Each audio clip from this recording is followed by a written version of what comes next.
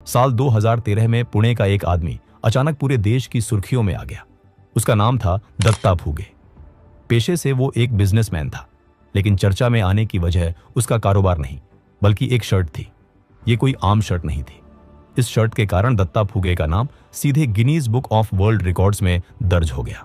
उस शर्ट की कीमत करीब $2,40,000 थी, जो उस समय भारतीय पैसों में लगभग 1,03,00,000 रुपये थी। दत्ता फुगे भी पूरी दुनिया में मशहूर हो गया। भारत ही नहीं बल्कि विदेशी मीडिया में भी उसकी चर्चा होने लगी। करीब 3.5 किलो वजन वाली इस शर्ट को बनाने में 15 लोगों ने लगातार 16 दिनों तक दिन रात मेहनत की थी, तब जाकर यह शर्ट तैयार हो पाई। इस एक शर्ट ने दत्ता फुगे को रातों रात स्टार बना दिया।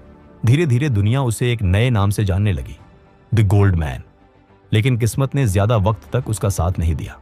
सिर्फ 3 साल बाद 2016 में एक ऐसी खबर सामने आई जिसने सभी को झकझोर कर रख दिया। खबर थी द गोल्ड मैन की हुई हत्या। यह सुनकर हर कोई हैरान था। एक इतना अमीर और ताकतवर इंसान जो हमेशा 20 से 30 बॉडीगार्ड्स के साथ चलता था, उसकी हत्या कैसे हो सकती है? पुणे के पास पिंपरी चिंचवड़ में एक इंडस्ट्रियल इलाका, छोटे छोटे कारखाने, मजदूरों की बस्तियां और एक साधारण मराठी परिवार की रोजमर्रा की जिंदगी। यहीं दत्ता का जन्म हुआ। घर में ज्यादा पैसा नहीं था, न ही कोई बड़ी सुविधाएं थी, लेकिन उसके अंदर कुछ था, आगे बढ़ने की चाह, कुछ बड़ा बनने की भूख। दत्ता ने बहुत छोटी उम्र में समझ लिया था कि पैसा क्या ताकत रखता है। उसने देखा था कि पैसे वाले इंसान के सामने लोग झुकते हैं, उसकी हर बात मानते हैं, और वहीं जिसके पास पैसा नहीं होता उसे कोई पूछता तक नहीं। दत्ता बचपन से ही थोड़ा अलग था। वो अक्सर अकेले में खुद से बातें करता रहता था। उसकी सोच उसके दोस्तों से बिल्कुल अलग थी। जहां उसके दोस्त खिलौनों से खेलकर या क्रिकेट खेलकर खुश हो जाते थे, वहीं दत्ता हमेशा यही सोचता रहता था कि बड़ा होकर वो क्या बनेगा और कैसे अमीर बनेगा। समय के साथ दत्ता बड़ा हुआ और उसने पैसे कमाने शुरू किए। उसने प्रॉपर्टी के काम में हाथ आजमाया, यानी वो सस्ती जमीन या मकान खरीदता और बाद में उसे महंगे दाम पर बेच देता। शुरुआत में उसने छोटी छोटी डील की और धीरे धीरे अपना काम जमाया। उसने वक्रतुंडा चिट फंड प्राइवेट लिमिटेड नाम से अपनी चिट फंड कंपनी भी शुरू की। जो लोग बैंक से लोन लेने की झंझट नहीं चाहते थे या जिनके लिए बैंक की प्रक्रिया लंबी थी, वो लोग दत्ता के पास आते थे। दत्ता उन्हें बिना ज्यादा सवाल जवाब के कैश में लोन दे देता था। देखते ही देखते वो पिंपरी चिंचवड़ इलाके का जाना माना मनी लेंडर बन गया। दत्ता की एक आदत बहुत अलग थी।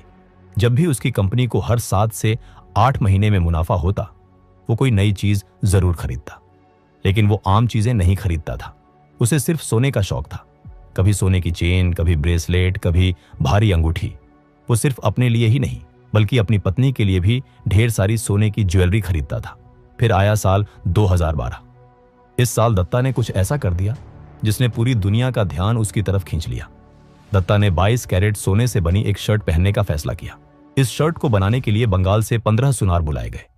ये लोग रोज 16 से 18 घंटे काम करते थे। करीब 16 से 17 दिनों की कड़ी मेहनत के बाद यह शर्ट तैयार हुई। शर्ट का बेस फैब्रिक था इंपोर्टेड व्हाइट वेलवेट। उसके ऊपर सोने को इस तरह सिला गया था कि शर्ट बिल्कुल कपड़े जैसी लचीली लगे। इस शर्ट पर 14,000 से ज्यादा सोने के फूल लगे थे और करीब 1 लाख छोटे छोटे गोल्ड के टुकड़े जड़े गए थे। उस समय इसकी कीमत लगभग 1,27,00,000 रुपए यानी करीब $2,40,000 बताई गई थी। जैसे ही यह खबर सामने आई, मीडिया दत्ता के पीछे पड़ गया। वो रातों रात एक सेलिब्रिटी बन गया। लोग उसे अलग अलग नाम देने लगे। इनमें सबसे ज्यादा मशहूर नाम था the gold man of India. Bharat के मीडिया ने तो उसे कवर किया ही, लेकिन जब 2013 में उसकी इस शर्ट के लिए उसका नाम Guinness book of world record में दर्ज हुआ, तब विदेशी मीडिया ने भी इस खबर को दिखाया। इसके बाद दत्ता पूरी दुनिया में मशहूर हो गया। दत्ता सिर्फ गोल्डन शर्ट तक ही सीमित नहीं था। वो हमेशा अपने शरीर पर 6 किलो से ज्यादा सोने के गहने पहनता था। मोटी मोटी चेन, भारी ब्रेसलेट और बड़ी बड़ी अंगूठियां उसकी पहचान बन चुकी थी। ये सारी चीजें जिनके बारे में एक आम इंसान सोच भी नहीं सकता था, अब दत्ता की पहचान बन चुकी थी। लेकिन कहीं ना कहीं दत्ता खुद भी जानता था कि भारत की सड़कों पर या दुनिया में कहीं भी इतना सारा सोना पहनकर खुलेआम घूमना खतरे से खाली नहीं है।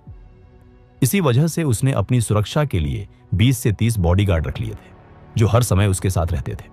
फेम मिलने के बाद दत्ता ने सोचा कि अब उसे अपनी छवि और बड़ी बनानी चाहिए। इसी सोच के साथ उसने राजनीति में कदम रखने का फैसला किया। उसने एनसीपी यानी नेशनलिस्ट कांग्रेस पार्टी ज्वाइन की और खुद को एक समाज सेवी के रूप में दिखाने लगा। टीवी इंटरव्यू में वो बड़े गर्व से कहता था कि सोना उसकी पहचान है। जैसे कुछ बड़े लोगों को महंगी गाड़ियों का शौक होता है, वैसे ही उसे सोने का शौक। जब वो किसी शादी या फंक्शन में जाता तो लोग उसे किसी फिल्मी सितारे की तरह ट्रीट करते थे। जैसे जैसे उसकी लोकप्रियता बढ़ रही थी, दत्ता खुद भी बेहद खुश रहने लगा था। दत्ता की चिट फंड कंपनी में लोग पैसा निवेश करते थे और बदले में अच्छे रिटर्न की उम्मीद रखते थे। लेकिन जब रिटर्न देने का समय आता तो दत्ता अक्सर किसी न किसी बहाने से बात टाल देता था। लोग जब भी अपने पैसे मांगने दत्ता के पास जाते तो वो उन्हें किसी न किसी वजह से टाल देता। ऊपर से अब वो राजनीति में भी आ चुका था और ताकतवर लोगों के साथ उसका उठना बैठना हो गया था। इसी कारण ज्यादातर लोग उससे सीधे टकराने की हिम्मत नहीं करते थे। लेकिन फिर एक दिन ऐसा आया जो दत्ता फूगे की जिंदगी का आखिरी दिन साबित हुआ। 14 जुलाई 2016 को दत्ता के बेटे शुभम के पास एक फोन कॉल आई। ये कॉल अतुल मोहित नाम के एक युवक की थी। अतुल शुभम का बहुत करीबी दोस्त था। अतुल ने शुभम से कहा, आज मेरे एक दोस्त का जन्मदिन है। तेरे पापा काफी फेमस हैं। क्या तू उन्हें इस पार्टी में ला सकता है? हाँ भाई, क्यों नहीं। मैं पापा से बात कर लूंगा। तुम टेंशन मत लो, मैं उन्हें जरूर लेके आऊंगा। पापा, आज मेरे दोस्त का बर्थडे है। वो चाहता है कि आप वहाँ चीफ गेस्ट बनकर आएं। मुझे थोड़ा काम निपटाना है। काम खत्म करके मैं सीधे वहीं आ जाऊंगा।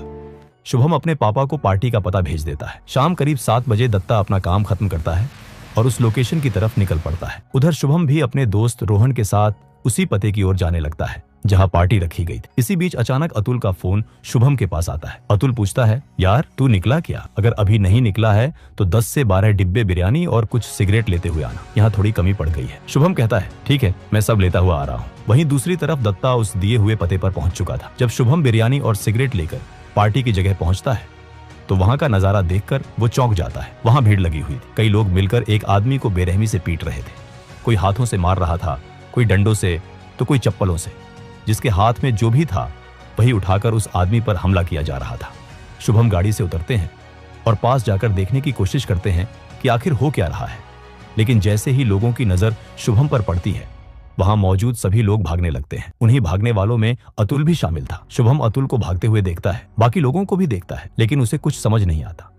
फिर उसकी नजर नीचे जमीन पर पड़े उस आदमी पर जाती है जिसे इतनी बेरहमी से पीटा गया था। और वो आदमी कोई और नहीं बल्कि उसके अपने पिता थे, दत्ता फूगे। दत्ता फूगे खून से लथपथ हालत में जमीन पर पड़े थे। शुभम के पैरों तले जमीन खिसक गई। उसे समझ ही नहीं आ रहा था कि आखिर ये सब कैसे हुआ। इतने सारे लोगों ने मिलकर उसके पापा पर हमला क्यों किया? सोचने का वक्त नहीं था। शुभम तुरंत दत्ता को उठाकर अस्पताल की तरफ भागता है। लेकिन जैसे ही वो अस्पताल पहुंचते हैं, डॉक्टर दत्ता को देखते ही मृत घोषित कर देते हैं। दत्ता फूगे की अस्पताल पहुंचने से पहले ही मौत हो चुकी। इसके बाद पुलिस केस दर्ज होता है। शुभम इस पूरे मामले का चश्मदीद गवाह था। वो पुलिस को एक एक बात बताता है। शुभम की गवाही के आधार पर पुलिस ने 9 लोगों को गिरफ्तार किया। इन 9 लोगों में अतुल भी शामिल था। वही अतुल जिसे शुभम अपना अच्छा दोस्त मानता था। अगले ही दिन ये खबर हर अखबार की पहली सुर्खी बन गई। सिर्फ भारत में ही नहीं बल्कि विदेशों में भी। आरोपियों की गिरफ्तारी के बाद अब सबसे बड़ा सवाल था, आखिर दत्ता की हत्या क्यों की गई? वजह क्या थी? पुलिस पूछताछ में अतुल ने जो बताया उसने सबको चौंका दिया। अतुल ने कहा कि उसने दत्ता की चिट फंड कंपनी में करीब 2 लाख रुपए निवेश किए थे। वो कई बार अपना पैसा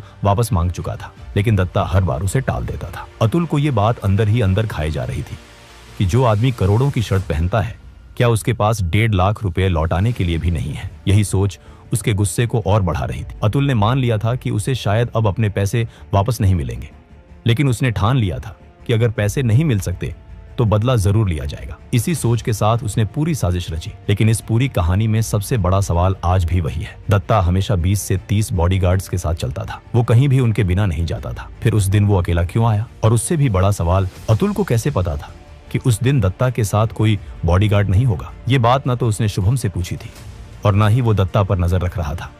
फिर उसे ये कैसे पता था कि अगर आज बुलाया जाएगा तो दत्ता अकेले आएगा? इस सवाल का जवाब आज तक साफ नहीं हो पाया। दत्ता फूगे के हत्यारे जेल पहुंच गए। ये थी दत्ता फूगे की पूरी कहानी।